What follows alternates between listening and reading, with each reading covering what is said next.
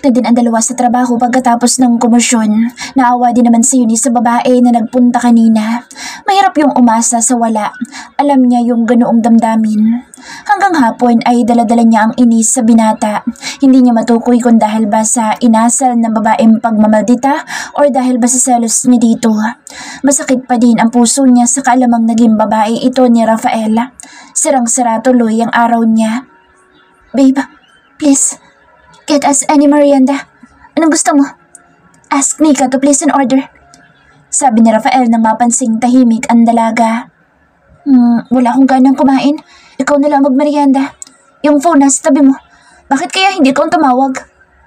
Napakunot ang noo ni Rafael sa inasta ng dalaga. Si Eunice naman ay naninibago din sa sarili kaya nagulat man sa pagtatry sa binata ay wala siyang planong bawin ito dahil mataas ang pride niya. Naiinis siya sa babae kanina at kay Rafael. What's with the long face, babe? Tanong ni Rafael na noon ay nakalapit na pala sa kanya. Are you jealous? Ewan, wala. Mind your own business. Don't mind me. Sabay tayo ng dalaga at balaksanan lumabas ng hatakin ni Rafael na dahilan para muntika na siyang mabuwal at nasalo naman ang binata. Hey babe, don't get upset. I have already ended everything with her since you came. I am only yours, babe. Sa narinig ay medyo napayapa naman ang dalaga pero sadyang ayaw lang sumuko ng pride niya.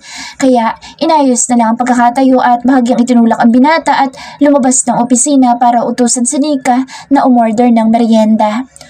Dumating ang uwian at nanatiling tahimik ang dalaga sa sasakyan. Pagdating ng kondo ay hindi na niya hinintay ang binata na makababa at nauna na siyang umakyat. Pagdating sa taas ay dumiretso na siya sa banyo at naligo upang mabawasan ang tensyon na nararamdaman. Sakto naman paglabas niya ng banyo ay papasok si Rafael sa kwarto. Babe, galit ka pa ba? I'm really sorry. Ingus ng dalaga. Unti-unti siyang nilapitan ni Rafael at kinintala ng maliliit na halik sa labi. Ay naku Eunice, huwag kang bibigay. Huwag kang mababaw na sa konting halik lang kinikiliti ka na naman. Pagsaway niya sa sarili hanggang sa lumalim ang halik nito at hindi niya mapigilan pa ang nararamdaman. Masama ang loob niya pero maligaya naman ang katawan sa ginagawa ni Rafaela. Lumalim ang halik at kusa na din niyang tinutugon. Si Rafael ay mas nagiging malambing at overprotective kay Eunice. Natatakot ang dalaga na baka mamaya ay bigla na lang siya nitong pagsawaan. Biglang natakot si Eunice sa ganoong isipin ngunit kailangan niyang tanggapin ang pagsapit ng araw na iyon. Nire-review ni Rafael ang budget para sa project at si Eunice naman ay nagda-design ng houses na nababagay sa low-cost housing. May nagawa na siyang 3 disenyo at dumating na din ang revision para sa piping lines na mas maganda kaysa sa nauna at mas makakatipid. Ang kagandahan kasi ng lugar ay malinis at madaming likas na yaman ang ilog. Na-preserve ito ng mga namumuno at sisiguraduhin din nila na kahit may mga nakatira na ay mananatiling yaman ito ng San Antonio. Nauna na nilang ginawa ang dike na magsisilbing proteksyon ng mga tao. Sinigurado din ang tibay ng tulay at naglagay na sila ng mga signage kung ano ang pwede at hindi pwedeng gawin sa naturang ilog. Nasimula na din ang basketball court at community market sa lugar sa tulong ng local government. Hindi lang basta pamayanan na itatayo dito kundi na din ang ilan na pwedeng pagkakitaan ng mga mamamayan dito. Mga bahay at konkretong daan ang huling itatayo sa Miranda and Del Mundo Partnership Housing Project na tinawag nilang Mirandoville. Lumipas ang mga linggo at nalalapit na ang pagla-launch ng housing project. Sobrang busy sa dami ng dapat asikasuhin. Inayos na din ang construction sa area. Tomorrow, we will visit the site and the day after tomorrow, we'll have a photo shoot. So, be ready. Sabi ni Rafael. Alas 6 na lumabas sila sa office at dumiretso sa Common Suits. Popular na tailoring shop para magpagawa ng suit na gagamitin nila bukas. Hindi kasi maisingit sa schedule ang pagpapasukat dahil sobrang busy nila. Hi, Mr. Miranda. Your suit is ready for pick-up. Matinis na boses na salubong ng baklang mukhang manager ng shop.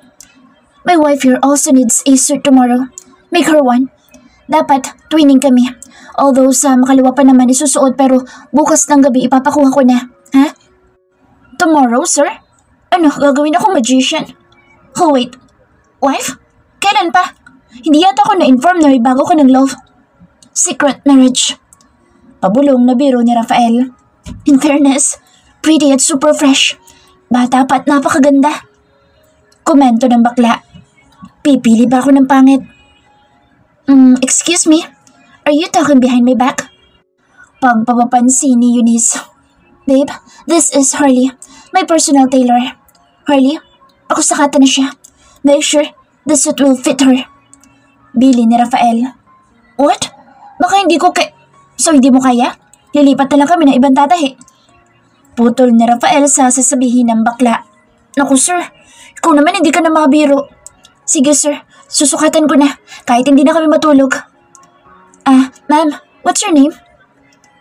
Eunice Del Mundo po. Diretsong tugon niya sa tanong. Del Mundo ka? Yes. Why? Mataray niyang sagot dahil alam niya nang iniisip nito. Wala naman po. Let's go this way. You're so beautiful, ma'am. Thank you. Ito siguro yung bastarda ng Del Mundo. Naisip ng bakla. Kinabukasan, maaga pa lang ay nag-submit na si Eunice ng sample design sa Miranda at Del Mundo. Babe, the design looks fresh. Nakangiting sabi ni Rafael. Nagustuhan mo ba? This store perfect. Even the colors are great. Itong isa, medyo old style pero magagamit pa din sa ibang projects kasi elegante ang dating. The design is a 2-story houses with solar panel roof type. Ang mga bintana sa room ay angkop lang sa laki ng espasyo samantalang malaking glass window ang nasa sala. Ang color combination ay aqua blue at white at saka mint green at white. Kulay ng kalikasan kung saan naayon na ito malapit sa ilog kung saan niya ito unang nakita.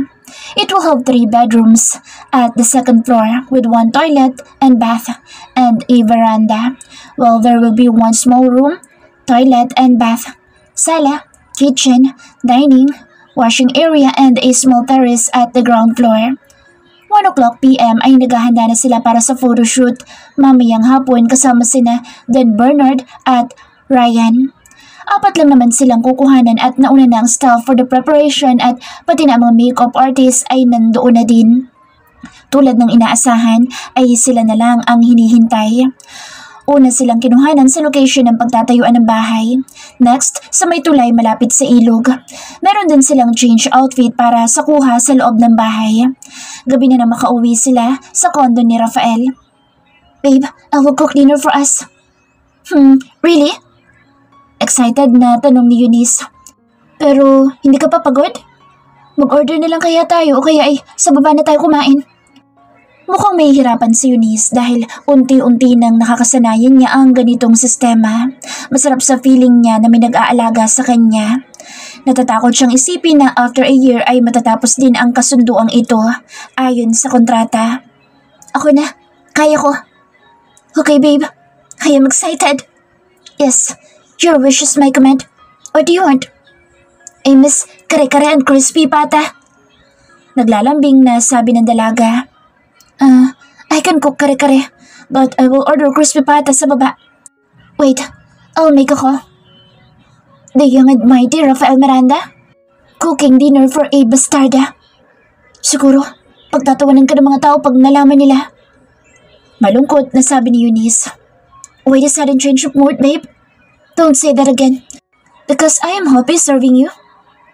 Kasi in reality, ang totoo naman nagkukunwari lang tayo. Paano na pag nasanay na ako? Masanay ka lang. And may I remind you that we are not playing. Gusto mo totohanin na natin ito eh. Totoo sa loob ni Rafael ang sinabing suggestion sa dalaga. We are not. We started with a contract. So, the hell with that contract. I can cut it anytime. Pwede naman ang huwag na natin isipin iyon. Does it mean in love ka na sa akin? Nakangiting tanong ni Rafael. Natahimik si Eunice dahil hindi niya naman alam ang isasagot niya. Ilang buwan pa lang ba silang magkakilala? 1? 2? At hindi niya nga matandaan ang date kung kailan sila nagsimula. It's okay na hindi ka muna sumagot ngayon. Inkan, don't rush yourself, babe. Why? Do you love me? Balik tanong ni Eunice. Naging mabait ito sa kanya sa loob ng ilang araw na magkasama sila. Hindi ito ruthless sa kanya tulad ng naririnig niya sa marami. Natahimik din si Rafael at seryosong nakatitig lang kay Eunice. Nilapitan niya ito at niyakap ng mahigpit. Babe, will you be my official girlfriend from now on? Oh, babe. Yes. Yes, of course. Thank you, babe. Unti-unti niya itong itinayo at siniil ng halik. Can I have you now? Gusto lamang na maipadama ni Rafael ang itinatagong pagmamahal sa dalaga. Tango lang ang naisagot ni Eunice dahil aaminin niya na sabik din ito sa kanya. Ilang araw na din silang hindi nakakapagtalik dahil sa dami ng ginagawang trabaho. Siya na ang kusang naglapit ng kanyang labi kay Rafael. Masuyo ang bawat halik habang ang mga kamay niya ay naglalakbay at nagtatanggal ng botones ng long sleeve nito. Hinubad niya ang blazer at isunod na din ang pang-itaas. Siya naman ay nagtanggal na din ng suit. Oh please babe, let me help you. Ani Rafael na unti-unti na ding nai-unbutton ang kanyang blouse. I am addicted to him and I can't afford to lose this man. Sa ngayon, sasamantalahin ko muna mga oras na kasama ko pa siya. Sa kabila ng nangyayari, ay hindi ko masasabing kilala ko na siya. Si Ryan pa lamang din ang kaisa-isang kapamilya niya na nakikilala ko. At ang mga tauhan sa opisina, bukod doon ay wala na. Ani Eunice sa isip. Hindi na malaya ni Eunice na nakatulog siya sa sobrang pagod dala ng kanilang pagniniig. 11:00 na siya nagising dahil kumakalam na ang kanyang sikmura. Wala si Rafael sa kanyang tabi. Kahit madilim ay naaninaw niya ang higaan ni Rafael dahil sa night lamp na nakasindi. Nakaramdam siya sandali dahil baka nasa shower lamang ito, ngunit wala siyang naririnig na kaluskos. Babangon na nga lang ako para makapag-shower at makapag-prepare ng dinner. Sa loob-loob niya. Akma na siyang tatayo, ngunit ramdam niya ang sakit sa kanyang pagkababae. Laging ganito, hindi na yata siya masasanay. Paika-ika at marahan niyang tinungo ang banyo para makaligo.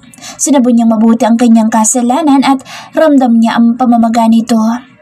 It hurts badly, pero hindi niya naman ramdam ang ganitong sakit habang ginagawa nila iyon. Tanging sarap lang ang kilala niyang description. Paglabas niya ng banyo ay nakasuot na siya ng roba at nakapulupot ng towel ang kanyang buhok. Sakto naman bumukas ang pinto at iniluwas si Rafael na nakabihis na at tsaka binuksan ng ilaw. Hila-hila nito ang table trolley na may lamang pagkain. What's that? Nagulat niyang tanong. Our dinner, babe. Alam kong pagod ka at alam kong wasak ka. Natatawa nitong sagot. It hurts badly, Rafael. But what's our dinner? You wish for kare-kare and crispy pata. Nangislap ang mga mata ni Eunice sa narinig at lalong nag-alboruto ang tiyan niya dahil sa gutom. Oh, Rafael, thank you. I mean, babe. That's correct. Always call me babe. Sit down here and I will serve you, my lady. Malapad ang ngiti niyang naupo sa may balcony table at excited sa pagkain. Umalingasaw ang bango pagbukas na Rafael ng food cover. Oh, where did you get this? Crispy pata, pinaluto ko sa resto sa baba, but I cooked this one. Really? Tinikman niya muna ang sauce at natulalang nakatingin ito sa kanya. Hey babe, what? Di ba masarap? You didn't like it? Nag-aalalang tanong nito. Si Eunice naman ay nanatiling tahimik habang sumusubo ng pagkain at ninanamnam ang sauce. Nakailang subo na siya at talagang ito yung lasa na hinahanap niya noon pa. Babe, I really like it. No, I mean, I love this. This is so damn yummy. I can't forget this taste. It's from my childhood. Babe? Nalalaki ang mata ni Rafael sa saya sa katatawag ng dalaga sa kanya ng babe. I love it when you call me babe. Call me babe always. Please babe. Hindi maalis-alis ang ngiti sa labi ng binata. Alright. Thanks babe. Love you. At hinagkan siya nito sa buhok. Pareho silang natahimik sandali nang marinig niya ang salitang I love you mula sa bibig ng isang lehitimong babaero. Alam mo babe, ito ang lasa ng kare-kare na hinahanap ko na kahit saan ako kumain na hindi ko mahanap kahit pa sa expensive restaurant. You are the key. For real. This is the one I've been longing. This reminds me of my childhood And this taste was one of my happiness back then. Alam mo naman na iilan lang masasaya kong alaala sa pagkabata. Kalungkutan ang mababanaag sa mata ng dalaga habang nagkukwento dahil wala siyang alaala ng masayang kabataan. It's really your favorite? What's with this kare-kare that even made you remember the childhood? Biglang naging interesado ang binata na alamin ang buhay na pinagdaanan ng babaeng unang inibig na dati-rati wala namang halaga sa kanya, lalo na kung yun ay galing sa mga babaeng dumaan lang sa kanyang kama. I remember when I was young, Papa would come home having this special kare-kare that I asked him to bring home. And ito'y lasa, very similar. I mean, parang iisa lang. Kwento ni Eunice sa pagitan ng pagkain. Kare-kare is my favorite. Pero si Manang, hindi siya sanay na gumawa nito. Where did he bought it? He didn't bought it. Sabi niya, he had a friend who cooked it for me. Kasi daw naikwento niya na favorite ko ito. And what makes it special is that yun lang ang bonding namin ni Papa. Yun lang yung panahong naalala ko na nakakasama ko siya ng patago. Patago? Kasi nagkakataon na sa shopping sila Mommy kaya pwede kami kumain na magkasama. Kasi his family doesn't like kare-kare at all. Si Papa, favorite niya din ito. Tapos pag may natira, pinapatago ng Papa kay Manang para may uulamin ako ulit sa susunod kasi pihikan din ako noon. Ayokong kumain. Pero pag yan ang ulam, asahan mo ang dami ko kung kumain. Natutuwa si Rafael sa kadaldala ng dalaga at natututo na itong magkwento sa kanyang nakaraan. Sinong friend? Sabi ni Papa, Tito Pogi daw ang name. What? Gulat na tanong ni Rafael. Why? What? It's my Papa. Did you meet him? Really, babe? OMG, yes! Na-meet ko siya. Pero hindi na masyadong malinaw kasi I am too young back then. At isa pa, bihirang-bihira lang din siyang mamasyal sa amin noon. Mahabang katahimikan ang namagitan sa kanila kaya inintindihan na lang ni Eunice ang pagkain. Mahirap din kasing magtanong dahil baka hindi siya open na pag-usapan nila ang nakaraan. Wala siyang alam sa buhay nito, lalo na sa pamilya nito. Ngunit may kukunti siyang alaala ng kanyang kabataan na hindi niya naman matukoy kung tama nga ba ang naiisip niya dahil siya ay hindi naman ipinakilala sa publiko. Lagi siyang nakakulong sa kwarto lalo pag may mga bisita, mga prominenteng tao sa lugar o kahit pa mga taga-management ng kumpanya. Kaya hindi na rin nagtaka si Eunice kung bakit hindi siya pinapasok noong bumisita siya sa kanyang papa sa Del Mundo's office. Pagkatapos ng ilang sandali ay muling nagsalita si Rafael. Hindi din naman maintindihan ng dalaga ang sarili kung bakit parang nagkakaroon siya ng hindi may paliwanag na damdamin para sa binata. She feels home. She can sense security and deep emotions tuwing kasama si Rafael. Napabuntong hininga na lamang siya habang nakikinig. It's my Papa.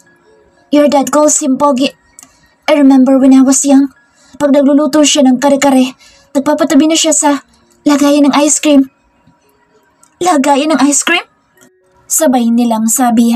Yeah, ice cream container. Then he would tell me, the one that I wanted to be your wife is the one who is waiting for this. She loves your papa's kare-kare. Natuwa si Rafael habang iminumuestra kung paano sabihin ng kanyang papa ang mga salitang iyon. Si Eunice naman ang natahimik sa mga kwento ni Rafael habang muling sinasariwa ang nakaraan. Isang masayang alaala ng kanyang kabataan. Oh, now, I remember your papa clearly. I saw him twice or thrice in the house and he was so kind to me. Knowing that he knew that I am a bastarda, he comforted me because it was Vanessa's birthday and they didn't want me to attend her 7th birthday party. So ako, nakakulong lang sa kwarto kaya pinuntahan ako ng papa mo dahil meron din siyang regalo sa akin, nakalagay sa paper bag. Tapos pagbukas ko, kare-kare with rice. Tumatawa ang kwento niya sa binata. Why didn't Vanessa let you join the party? Because they hate me. Almost everyone in the house hates me. But Kuya Vincent and Manang show me some affection and love. But with Mom and Vanessa, they hate me to the bones. Makita pa lang nila ako, nasusuka na sila sa akin. Yun bang sa tuwing titingnan ako, matalim ang mga mata nila at hindi ko matanda ang initian ako even once. Oh babe, I'm sorry. Niyakap siya nito at hinimas sa likod.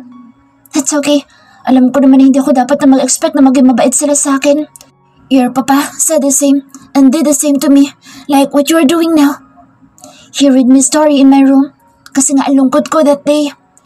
I want to play with the kids, watch the magic show, but then I was alone in my room. Buti na lang talaga nandoon ang papa mo with this kare-kare. Really? Manghang tanong ni Rafael nang nakangiti habang sinasariwa ang alaala ng ama. Hindi lang yun. Everyone in school hates me as well.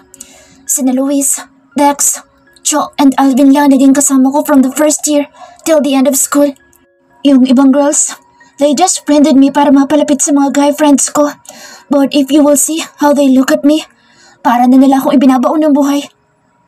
Mas gwapo ba sila sa akin? Anyway, don't be sad, babe. I will always be here for you from now on. No, I am not sad now. Sobrang happy ko nga kasi natikman ko ulit itong kare-kare.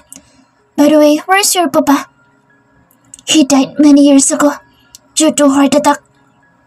Oh, sorry for that, babe. Kaya pala nawala na yung supply ko nito. But at least, the same quality yung luto mo, ha? Ang sarap, sobra. Sabay hinalikan ng dalaga sa labi si Rafael bilang pasasalamat. Parang bigla ako nagutom, ah. Pwede pa bang isa? Pilyong bulong nito. Hey, stop it. It's OG pa. Saway ng dalaga. Pasalamat ka nga't nakakalakad ka pa. Sabi pa ni Rafael na sanabayan ng malakas na pagtawa. Bastos ka talaga. Sabay hampas niya sa braso nito. Babe, kidding aside, Papa always wanted me by his side. Kapag nagluluto siya niyan, itinuturo niya kung paano ibusa at gilingin ang mani, kung gaano katagal pakuluan ng karne at ang tamang pag-isa. I never thought this kare-kare would make me realize something. What is that? Open your mouth, baby. Sabi ni Eunice habang inaarurot sa bibig niya ang kutsara na may food. Ngumanga naman si Rafael at kumain. Habang nagkukwentuhan sila ay sinusubuan niya ito. Hey, what? Tell me please. What did you realize? Ulit niya. That this kare-kare leads me to you to fulfill Papa's wish. Pareho lang tayo. This brings us to a good memory. Pero, what do you mean your Papa's wish? Na-excite siyang malaman ang sagot sa tanong niya. To be your husband. Napanganga at natahimik ang dalaga sa tinuran ni Rafael. Going back, why does your father allow his wife to treat you like that? Because he knew that it was his fault. Nang babae siya nung panahong iyon at ako nga ang bunga. Pero parang nasabi ng papa na ang mama ko ang first love niya at si Mommy Vivian lang ang pumasok sa eksena. Where's your mom, by the way? Sabi nila, she died giving birth to me. That's the only thing I know. So hindi mo pala siya nakilala? Bagyang napahinto sa kawalan si Eunice at may namumuong luha sa mata. Babe, are you okay? Nag-aalalang tanong ni Rafael. Yes, I am. Sanay na ako sa mundong inaayawan ako.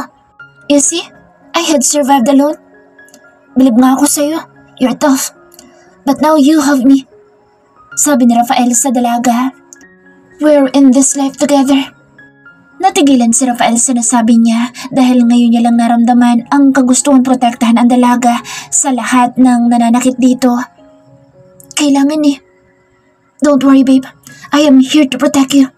Kumain ka na at nang makarami tayo. What? Matutulog na ako pagkakain. Di na nga ako makalakad eh. Uy, gusto mo hanggang bukas hindi kita tigilan? Oh. Natatawa niyang sagot. Please, babe. Let me rest after this. Napuno ng malakas na tawanan ang unit ni Rafael. Ako nang bahala dito, babe. Magpahinga ka na.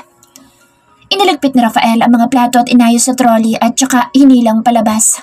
Sa kusina ay nahulong ito sa malalim na pag-iisip. Maybe, Papa and Mr. Del Mundo are really close dahil sa pagrareto sa akin ng papa sa anak ng kanyang kaibigan ng bata pa ako. I did not realize that it was Eunice all along.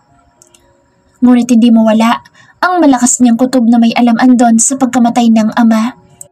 Isa lang ang sinisigurado ni Rafael. Yun ay ang huwag idamay si Eunice sa mga nangyari. Inosente ito at mukhang mahal na niya. Mahal?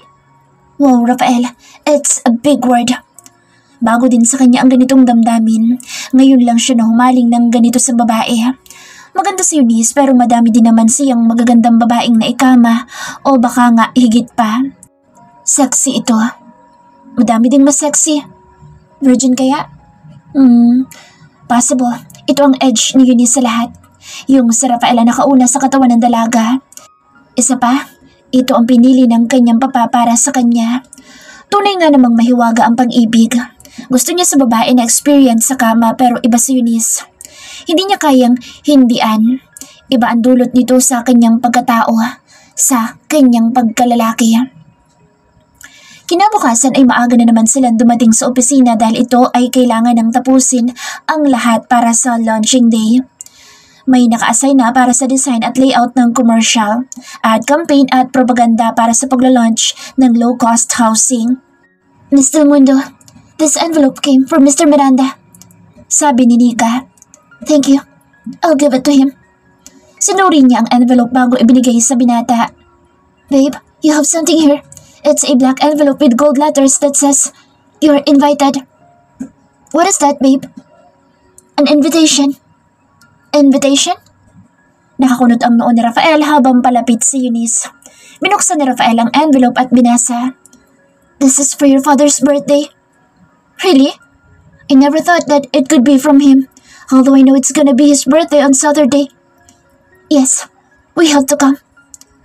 Napansin ni Rafael ang pananahimik ng dalaga. Pwede bang ikaw na lang? Because they don't want me there. Malungkot na sabi ng dalaga. Then, be my date. That way, they can never shoo you away. Huwag na lang, baka magka-problema ka pa. Baka mag-cost na naman ang sinyong mag-ina. Be my date, babe, or else I will not attend. Nahulog ang dalaga sa malalim na pag-iisip dahil hindi pwedeng hindi umattend ang Miranda Group. Sir, can I come in? Boses ni Derek na kumakatok. Come in. Sagot ni Rafael. Our Miranda team also received an invitation for Mr. Del Mundo's birthday party at the villa. I already informed the team Art, and we will attend it, if it's okay with you, sir. Actually, ma'am, your name is included here. At ipinakita ni Derek ang invitation kay Eunice, as proof that she is also invited. Alright, let's all go at the party on Saturday. Sige sir, lalabas na po ako. I just informed you kasi nakita ko din yung invitation na binigay ni Nika sa inyo. Okay. Simpleng sagot ni Rafaela. Ayaw sumama ni Eunice sa birthday party ng papa niya. Okay lang naman siya sa kondo ni Rafael ng mag-isa. Kaya lang baka tutuhanin ni Rafael ang hindi pagpunta pag hindi siya sumama and his papa will feel bad. Babe, nakakunot ang noon ni Rafael dahil tulala si Eunice sa opisina. Babe, are you okay? Sabi ni Rafael habang sinasilat ang noo ni Eunice. Yes, sorry. Did you call for me? Nagugulantang naman tanong ng dalaga. And it seems that you're in deep thought. What is it? Nothing. Sagot ni Eunice na hindi natatanggal ang lungkot sa mata. Sure? Or is it because of the upcoming party? Babe, you have to be there because we have to show them that you have succeeded in handling our project. Paliwanag ni Rafael. It's time for the people to meet the beautiful hair of Del Mundo and the future wife of Miranda. You have to help yourself and show them that you are now a successful architect. Thank you, babe. Okay, I will be your date. Nakangiting sabi nito. Let's go and have lunch outside, babe. Aya ni Rafael. Where? Sagot mo? Of course. I'll treat you. Your choice. Anong gusto mo? Or baka akong gusto mo? Pil yung ngiti nito. Stop teasing me. We are at work. Dine out, diba? Saan ba masarap? Anong gusto mong kainin? Ako kasi, ikaw lang gusto ko. Panonoodyo pa din ito. Sira ulo ka talaga. None in particular. Ikaw na nga lang bahala. Okay. I know a place. Hinawakan na siya nito sa kamay at itinayo para lumabas na ng opisina at mag-lunch. Babe, sa kabilang elevator na tayo sumakay para masilip ko yung offices. Hindi ko na nabibisita ang floors. Sabi ni Rafael. Okay. Simpleng tugon ni Eunice, pero sinigurado niyang magkahawak ang kanilang mga kamay para tahimik na iparating sa kanila na kanya na ang boss nila. Sa regular elevator sila sumakay at dahil lunchtime, madaming tao ang sumasakay. Lahat naman ay bumabati kay Rafael at sa kanya naman ay may mga tinging mapanghusga. Lalo at nakikita niya ang pagsulyap nila sa mga kamay nilang magkahawak. Rafael is protecting her para hindi siya masiksik masyado at mabunggo. Ang iba naman ay hindi na sumasakay pag nakikita sila. Nakarating sila sa baba at nagulat siya sa apat niyang friends sa labas. Sina Dex, Luis, Joe at Alvin. Yes, apat lang. Bilang na bilang. "Princess, buti nakita ka namin!" Sigaw ni Dex at Joe habang tumatakbong palapit sa kanya. Sinalubong niya naman ng open arms ang mga ito. Miss na niya silang apat dahil matagal-tagal na din niyang hindi nakakausap ang mga ito. Tumikim si Rafael at inakbayan siya, kaya naman hindi niya na sila nagawang yakapin. Nakakatingin na naman ang apat at namimilog ang mga mata. "Kanina pa kami tumatawag sa iyo hindi ko sumasagot." Nagtatampong sabi nila. "I forgot my phone upstairs, boys. Saan kayo pupunta?" "To the moon." Pabirong sagot ni Dex. "Sama ka?" "Mga sira." Natatawa niyang sagot. Miss ko na kayo sobra." "Pumunta sila para sana makapag-lunch tayo. Kaya lang may lakad ka yata." Sabi nila habang nakatingin kay Rafael. "Hi sir." Bati nila. "Babe, let's dine with them." "Sige na." Nakangiti niyang aya kay Rafael. "Babe?" Nagulat si Dex. "Rafael Miranda, boyfriend ni Eunice." Sabay lahad ni Rafael ng kamay para magpakilala kina Dex. "Boyfriend?" Nagkatingin na ng apat. "Wala kang nababanggit sa amin "Sorry boys, but he is officially my boyfriend." Nakangiti niyang sagot. "Let's go na."